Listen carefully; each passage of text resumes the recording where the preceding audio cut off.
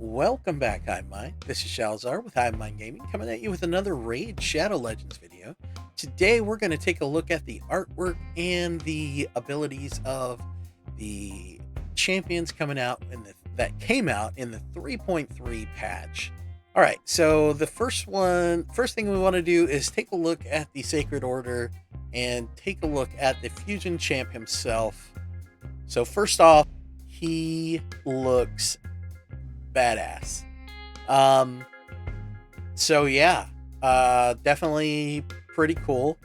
I know in one of my videos last week, I think it was, I did a video on what we would like to see, or what I would like to see, for one of the factions, another faction to come out that was all angelic, an angelic faction. Well, looks like they added those to the Sacred Order.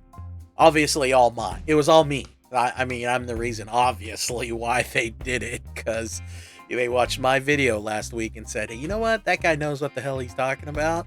Let's go ahead and make some angels in a week. Yeah, that was all me. You can thank me for that, guys. Totally me. Looks like this guy's got some angel mel pattern balding going on, though, because he's losing all of his feathers. But I don't know, pretty cool. Definitely looks really good. They did not they did not skimp on the art on that guy. That's pretty cool. I dig it. All right, so we went over I went over his skills, and I'm sure that you guys have seen other content creators go over them and have probably read them yourself by now. But I'm just going to give a brief synopsis of each of these champs. So basically, this guy has a A1 that is a ally attack buddy ability. So he teams up with Countess Lix if she's in the same team to attack. His A2 is kind of like Ultan's, where if it hits and kills something, then he revives a friend. But with this guy's, he also puts a shield on himself and that ally. And then his A3 is a Countess Little-2 killer, where anybody with Veil or Perfect Veil, he strips all their buffs off, including the Veil and Perfect Veil, and puts a weaken on all of them. And then if they places a weaken debuff, if they had a Veil or Perfect Veil removed from them, and then also there's a chance to stun them on top of all that if he doesn't kill them with the AoE attack. And then he's got a passive that is retarded. Fills his champion's turn meter by 3% anytime his friends get hit. And then he decreases all damage done to him by 25% if the attacker has an attack that's lower than his. I mean, I don't know why people are writing this guy off. I don't know why. He's gonna be a strong champion. I think people are crazy. Absolutely insane. You can tell them that I said it, mainly because they won't have a clue who I am. So, anyway, yeah, if you're not going for him and you have the resources to go for him, I think you're insane. Tell me in the comments that I'm wrong. I mean, mainly because I don't care if you tell me I'm wrong, because I'm okay with that. But I mean, this guy is good. He's gonna be good, guys. I think if you've written him off, I think you're gonna be surprised. I think a lot of people are gonna be surprised. All right, so next we've got the other angel, who apparently also has angel mel pattern balding, because he's losing his wings as well. Yeah, he looks cool, man. Another angel. He's got the halo going on. His sword looks cool. I mean, he looks like he could be a beefcake doing some work.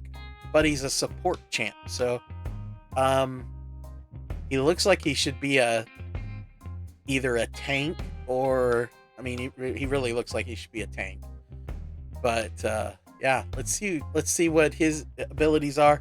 He's got some really good stats. I mean, look at those stats, man. 1200 defense, 19 HP is okay, but 1000 attack and 106 speed. His base stats are really good. All right, so Cardiel is basically an anti-demon spawn, undead hordes, and Knights Revenant champion. He basically, his A1, every time he attacks, he heals everyone on his team for 7.5% of their max HP. So it's not dependent on his damage. He is a support champ, so it's not dependent on his champion because he's probably not going to hit that hard. And then, which is weird because he does have a 1000 attack, but his multipliers probably suck. But then he places a true fear on any demon spawn, undead hordes, or night revenants that he hits. And his A2 is pretty good. It's a cleanse. It removes all the debuffs from all of his allies, and then places a block debuffs buff and a revive on death buff that can't be removed. The revive on death can't be removed. I mean, that's just crazy good. I mean, still, if you kill the guy with a block revive, it's still not going to work, but you can't remove it before you attack. So that's incredibly good. And then, of course, his A3 is his moneymaker. It's a ally attack skill. So he places increased crit rate and increased crit damage on all of his friends, and then they all attack together. Woohoo! Now, it does say it decreases the cooldown of this skill by 1 turn if an enemy is killed from this attack. So I'm wondering if it means his attack, as in when he hits them, if it kills them, or if it means the ally attack, if anybody on the team. So if you do the Skullcrown Senesha team up, is that going to cause the death? Is that going to kill, once they kill something, does that mean that the cooldown goes down on this? I mean, let's hope that, you do the ally attack and everything dies, but should one person be still up, is that going to break the cooldown? Anyway, I would imagine that's how it works. And then, of course, his passive is crazy good. It's funny thing, he teams up with Sissia, Flametongue, who's a demon spawn, so weird. I don't understand, since he's anti-demon spawn.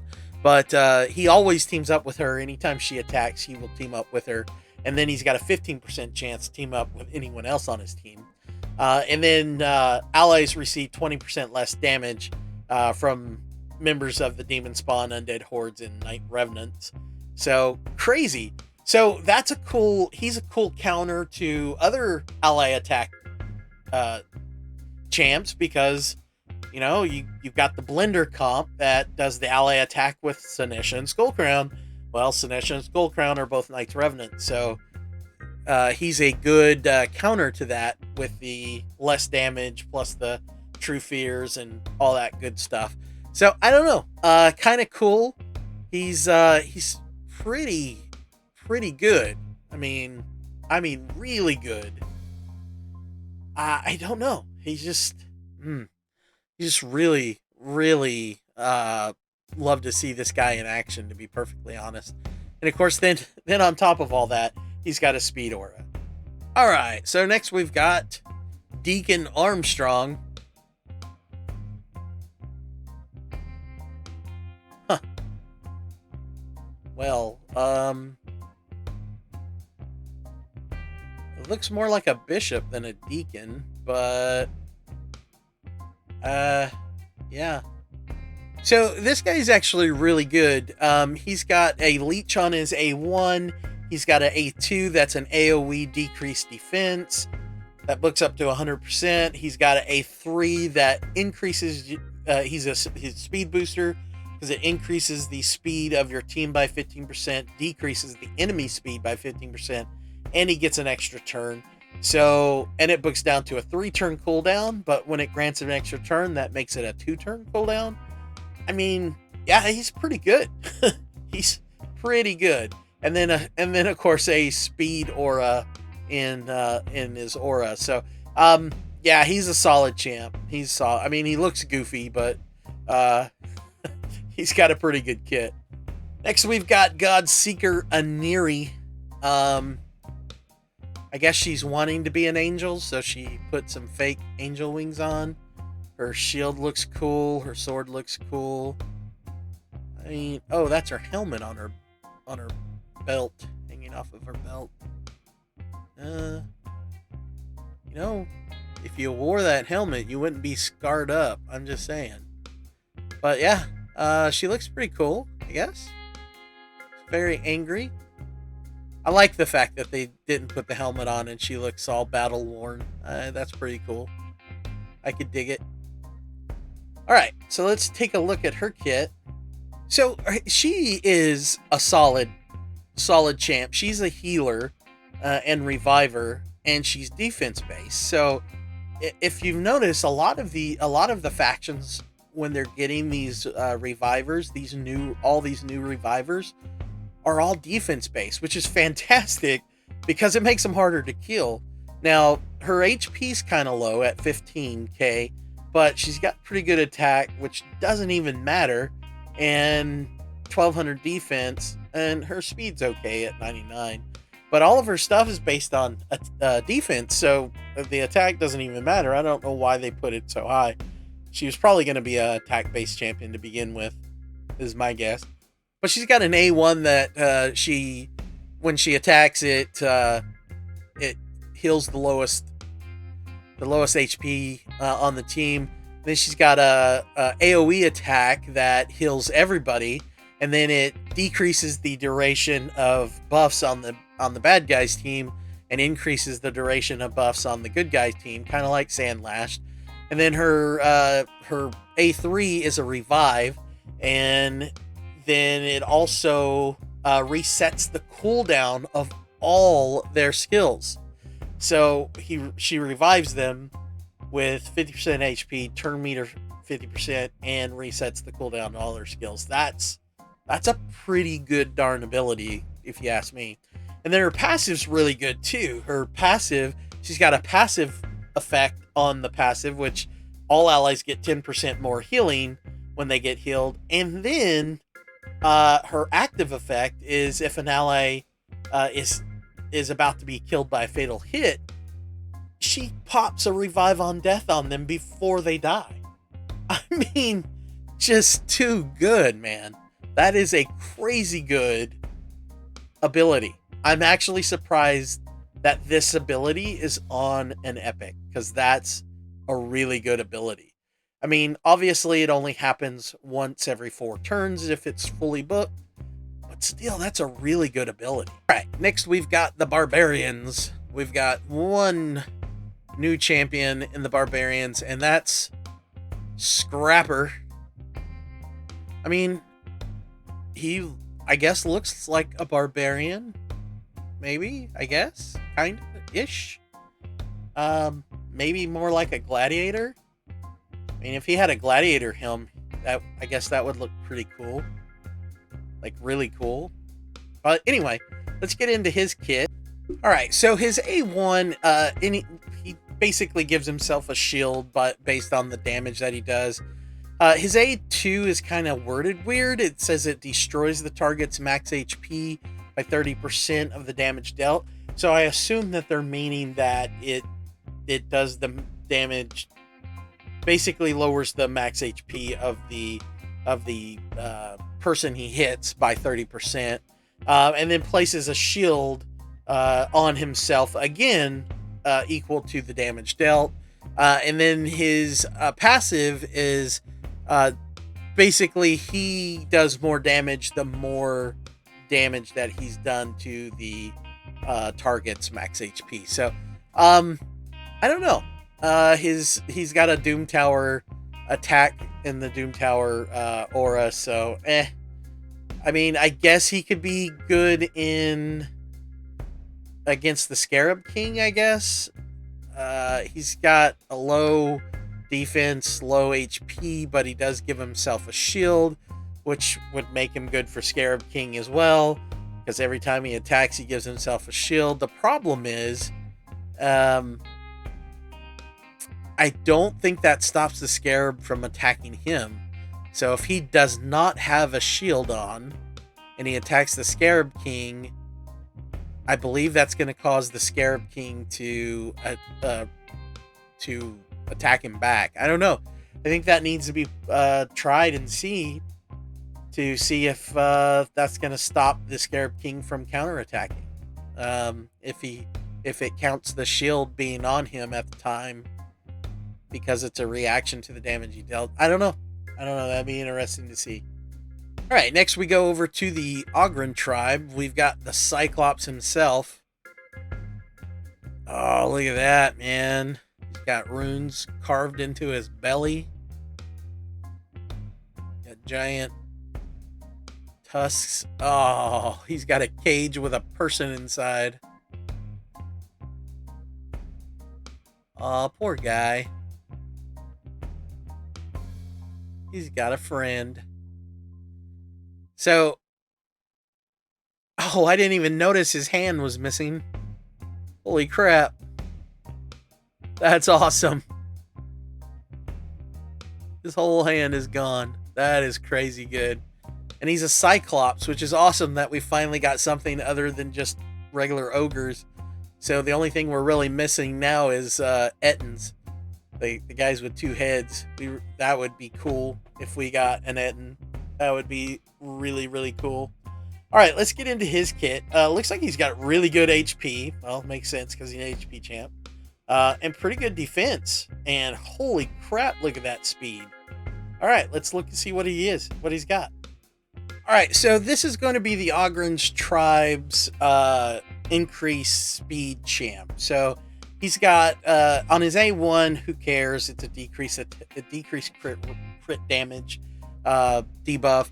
His A2 though is pretty good. It's a shield that he places on his friends based on his max HP, and hopefully he's gonna have a big max HP because he's a HP champ.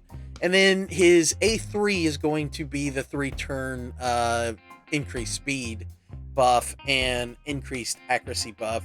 And then his passive is pretty good too. It just heals the champion with the lowest HP on his team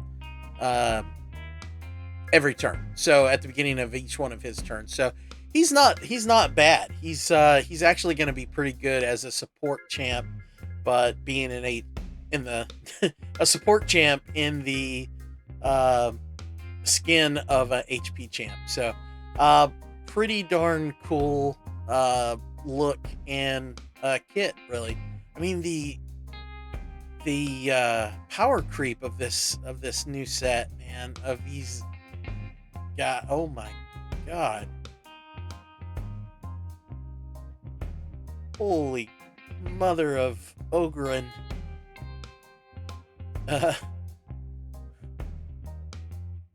Jeebus.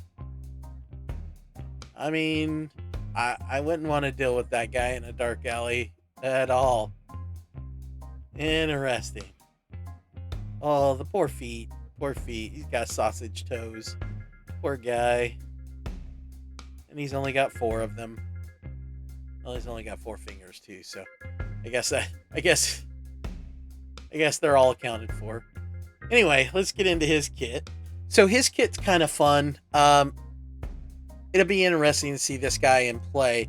His A1 does a decreased speed debuff. Has a chance to place that. And then one of his other abilities gives him a chance to counterattack. And if he does counterattack, he has a chance to stun them as well. So, I mean, pretty darn good, if you ask me. And then he's got his A2 that throws out an AoE provoke and also increased defense for all of his friends. It's all based on defense. His attacks are all based on defense, which is pretty darn high. Max stat is 1400. And then he's got a A3 that is a strengthen and continuous heal buff. And then his passive is where the fun comes in, is where he receives less damage when they're provoked, and then he has a chance to counterattack. So pretty darn good with the Doom Tower defense aura, which is meh. But everything else is really good, actually. I mean, he's a pretty good champ. I'm gonna find it fun to play with him and see what all he can do once I pull him. So that's gonna be fun to see how he comes out. All right, next we've got the Lizardman, which is Quirgon the Crowned. We've seen art for him. They leaked him a long time ago. The Egyptian-looking lizard. So for his kit, so his A1 increases the duration of a random buff on a random ally. So, I mean, could be kind of cool as long as it increases the good ones, the good buffs, and I'll explain that when we get into his next skills. So he has heals all allies and puts a shield on them. And then his A3 is a kind of a interesting one. If a champion has a higher attack than their defense, then they get a perfect veil and increase attack buff. If they are higher defense and lower attack, then they get increased defense and block debuffs buff. So kind of interesting. You can plan it to where he's similar to a Duchess, but you get to choose who you want people to attack. So you have someone like Roz and Scarhide or Mountain King or something where they're just beasts that can take damage, and so they've got a higher defense than their attack. And then you've got everyone else with higher attack and lower defense. So everyone gets veil and goes under a perfect veil, except for your Rosins or whatever your tank is. So they're forced to attack that one guy. Everyone else is under veil. I mean, this guy could be really good, man. Really good. He's gonna be fun to play with. Really fun to play with. Next, we've got the Orc Nagdar the Headhunter. So when this was this was actually leaked over a year ago. This art was, like, when it was leaked, it was like champion number 2623 because they didn't even have a name for him yet. And yeah, he looks exactly like he did when they leaked him. So yeah, he's probably the oldest out of everyone that's that was released in this patch. All right, so I can tell you that this kit is exactly the same when it was leaked. I went and checked my video that I did when I did a video on all the leaked champions that he was a part of. There was quite a few. It was Kreela. I think I did the video back when Kreela came out because Kreela was one of the leaked champions. But yeah, it was quite a few. The Tomb Angel, that's one of the fragment from the Doom Tower, she was part of it. There was quite a few.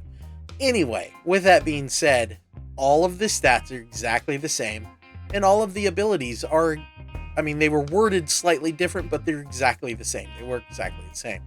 So his kit is an interesting one. It's a combo kit, so he might be one that's really good for the Relentless set, maybe.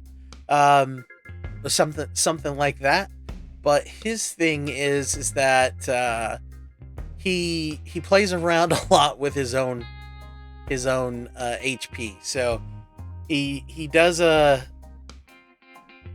attack on his A1 that heals himself, and then grants an extra turn if he kills someone.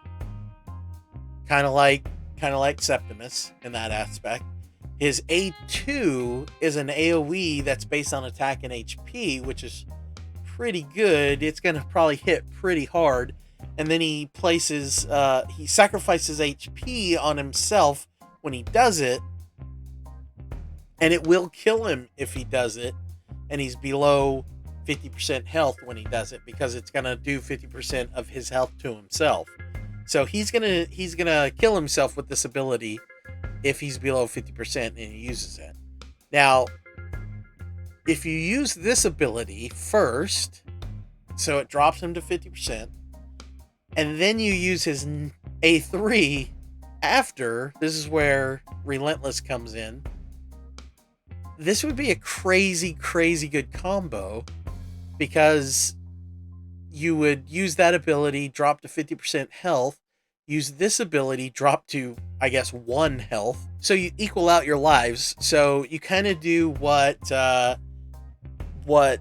Senesha does. You equal your life between yours and theirs. And then he then, ready for your next champion to kill them, because they're at really, really low health. So I don't know, this could be really disgusting as a combo. I would have to see him in play to see how well it does and how his survivability is, because if the Relentless doesn't proc, I don't know how good that's gonna be. I don't know.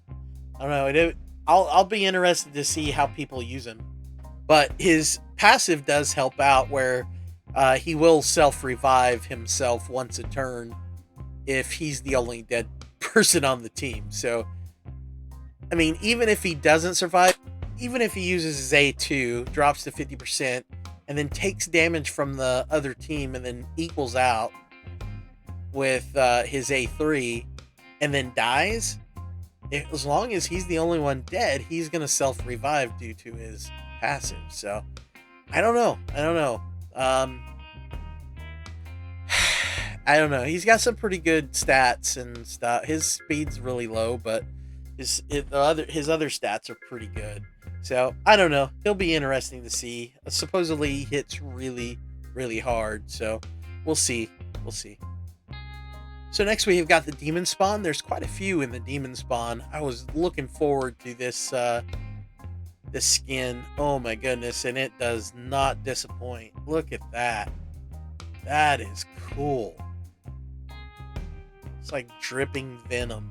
It's just, oh, that's so good.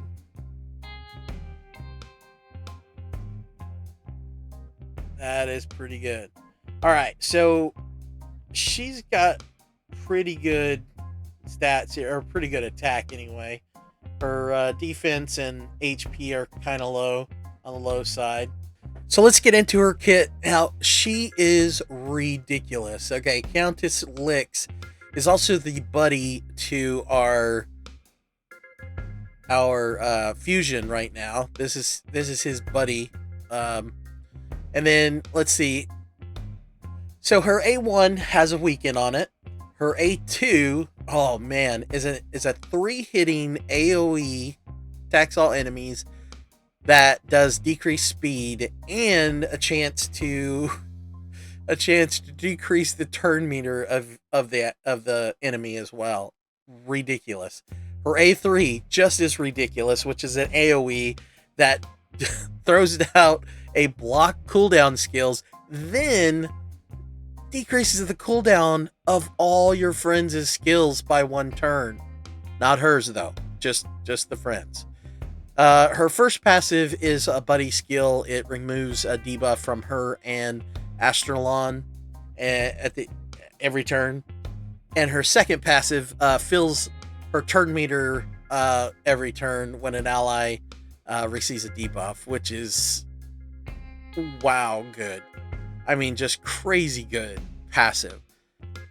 She's just so good, dude. Not only does she look amazing, she's got a crazy good kit. I mean, crazy good. All right, next is, oh my god, look at that. That is so cool. Oh, that's cool. Check that out. So it looks completely fiery, but when you get to the side, it looks solid. That's pretty cool. I dig it. That's a cool effect. So her stats are pretty good. Speed's really low, but let's take a look at her. She's got HP burn on her A1. She's got a weakened and decreased defense debuffs on her A2 as long as enemies are under HP burn. And then it also instantly activates any HP burns and decreases the duration of those HP burns. So, I mean, just causes them to tick. That is crazy. It's kind of like the poison explosion, but it's for the HP burn. And it doesn't get rid of the HP burn. It just makes them tick at that moment. Let's see. And then we've got an A3 that places HP burn. That's just, man, she's on fire. Okay. Sorry. I don't know where that came from. All right. Her passive, she's Cardial's buddy. So this is her buddy ability with Cardial. Increases this champion's speed by 3 and damage inflicted by 3% for each ally and enemy under HP burn debuff. If Cardial's on the team, all allies will heal by 3% of their max HP from HP burn buffs instead of receiving damage and losing HP. So, yeah, if Cardial's on the team, your friends don't even take damage from HP burn. They heal from it instead. That's insane. Insane. Wow. Yeah, she's so good. Oh my god, I think all the legendaries in this patch are just broken good. All right, then we got another Tarshan, who looks very put together here. I think they just threw some stuff together to make this guy. Yeah, I don't know. Interesting. All right, let's get a look at his kit. All right, so he's got a Provoke A1. He's got an AoE weaken on his A2. He's got a increased defense on all allies and fills their turn meter by 20% on his A3. And then his passive puts a strengthen on himself when he drops below 50%. So, I mean, he's okay. He's okay. I mean, the fact that he's a speed booster makes him usable for sure. So, in Faction Wars at least. I'm not sure that you would use him anywhere else other than Faction Wars, as assuming that you had other champions like Arbiter or Apothecary, High Katoon, someone like that. So, I don't know. It'd be interesting to see how he plays out and go from there. But, all right, let's go on. So next we've got the rare, which is Abyssal. Are those supposed to be eyeballs in his side? I mean, I think those are eyeballs. I mean, that would be pretty creepy if those were eyes in his chest and side.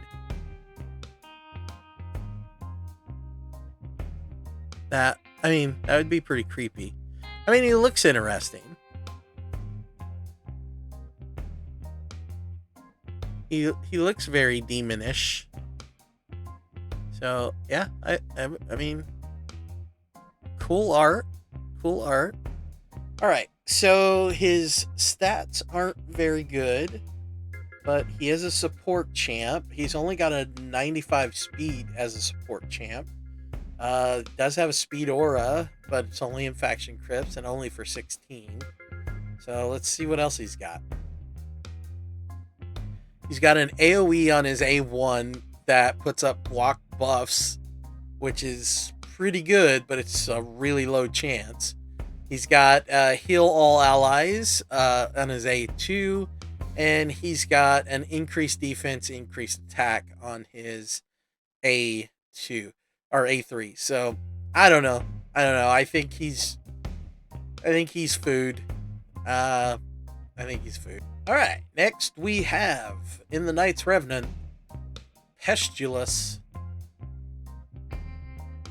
Yeah, he looks pretty cool. I dig the fact that his robes are on fire. That is pretty cool. And he's got a sconch on the top of his staff. Yeah, I mean, that's pretty cool. That's pretty cool. Let's look at his. He's got the leech on his A1. He's got the HP burn. Yay! Finally, he's actually got fire in his and on his cloak, and he actually has HP burn. He also heals allies if he places the HP burn, but if he fails to place the HP burn, then he actually increases their turn meter. So that's pretty cool. That's a pretty cool trade-off. I'm not sure if you'd want him to place the HP burn at that point, but I don't know. And then his A3 is an increased accuracy and increased crit damage. So, and he's got a Doom Tower aura. So, I don't know. He's interesting. I'm not sure that I would care unless you just don't have. Oh, his shoulder guards are pretty cool. Unless you just don't have an HP burn champion, I think he could step in that role. But there are so many better HP burn champions out there. So, but if you're having a hard time in Doom Tower reaching those high accuracy needs, then he might be the person to jump in to help you with that, since he does have the 50% increased accuracy buff. I mean, 50% added to what you already have, that's a lot. So he could probably help you reach those goals. So, all right, lastly, we've got the dwarves. The man himself, Samar Gem Cursed. He is awesome. He's got gems encrusted into his body. They're just gross, man. He looks like a Superman villain. Like, this is someone that Superman should be fighting. I mean, just ridiculous. But looks really cool. And I'm sure he's just as broken as the other legendaries. Let's take a look. Starting off 21k HP and 1200 defense is a pretty good start. All right, so his A1 is it's just a single target attack, but if he's below 50% HP, he heals himself. If he's above 50% HP, he gains turn meter. That's ridiculous. And then his A2, it's a single target attack, but he inflicts bonus damage equal to the difference between the HP levels between him and the target. And then he does bonus damage based on the difference of buffs that the two targets have. So if he's got a ton of buffs and they got 0, or if they've got a ton of buffs and he has 0, then he gets bonus damage based on that, which is crazy. And then he has an AoE attack that has a chance of stealing buffs from everybody and then hits them if they don't have any. Hits them and then does an extra hit if they don't have any. Oh my god, this guy is ridiculous. I was right. It's every single one of these. Every single one is just crazy broken. Crazy. The power creep in this game is getting ridiculous, man. His passive is really good. I mean, the passive is what makes him broken. He places a block damage buff on this champion at the beginning of each round. So kind of like the other epic dwarf that puts a counter attack on himself every turn. he puts a block damage buff on himself. Block damage, meaning you can't hurt him, do any damage at all. You have to remove that before you can hurt him. And then, if you do get a chance to remove it, and you do lethal damage to him to bring him below 30% health, he puts it back up. So, literally, the best way to get rid of this guy is to use a champion that the attack goes through block damage. He is crazy broken. That passive is ridiculous, guys. Ridiculous. And then, of course, he's got an HP aura. Because, you might as well make him the lead. Ridiculous. Alright, so we've got a couple new epics as well. We've got Fodbar the Bard, who looks really cool. He looks like a dwarf. He doesn't really look like a bard, but other than having the shaft of a musical instrument coming out of his backpack, which I'm not sure a bard would keep it in the backpack. I don't know. I'm not a bard, so I wouldn't have a clue. But anyway, he's got a pretty good kit. He's got a heal reduction on his A1, which is meh. But his A2 has the ability to steal some buffs and placing a stun. So kind of neat. And then his A3 is an AoE decreased defense buff. So debuff. So he's got a pretty good kit. It's okay. It's not horrible, but his A1 attacks 3 times, so that's good. And then, of course, the A1 that has the ability to steal buffs and stun. So he could be used as a buff remover if need be in Faction Wars. So, but an option. Next, we have Runekeeper Dazdirk. So Runekeeper Dazdirk, we've seen him. He was actually leaked in that same video that the Orc was leaked in. So he looks exactly the same. I can tell you that everything's exactly the same like it was when it was leaked a year ago. His look, his name, his abilities, his stats, everything exactly the same. All right, so his kit is he's got a leech on his A1. He's got a turn meter increase by 25% and increase attack. On his A3, he's got a buff remover, so he cleanses everybody, and then he heals them, and then places continuous heals on them. And then he's got a attack in all battles by 25%. So he's actually really good. He's really good. So he would be up there with the High Katoon kind of thing, Apothecary, that kind of thing. I don't know if he's as good as those guys, but he's gonna be as useful as those guys. So, he's really good. If you pull him, then he'll definitely help you out in other aspects of the game, including Faction Wars. He's gonna be top draw for Faction Wars. No ifs, ands, or buts. And then we've got Flailer, who is the brother, cousin, stepson of Bulwark. So let's see. So he's just a Bulwark reskin. So his A1 decreases the target's turn meter. His A2 puts an increased defense on himself and the lowest HP on his team. And then fills his own turn meter.